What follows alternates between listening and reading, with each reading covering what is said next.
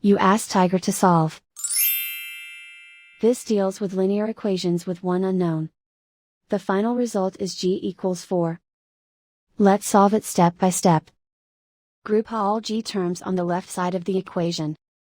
Subtract 7g from both sides. Group like terms. Simplify the arithmetic. Group like terms. Simplify the arithmetic. Group all constants on the right side of the equation. Subtract 2 from both sides. Simplify the arithmetic.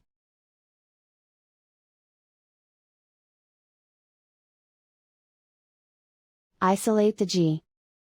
Divide both sides by -4. Cancel out the negatives. Simplify the fraction. Cancel out the negatives. Find the greatest common factor of the numerator and denominator. Factor out and cancel the greatest common factor. And so the final result is g equals 4.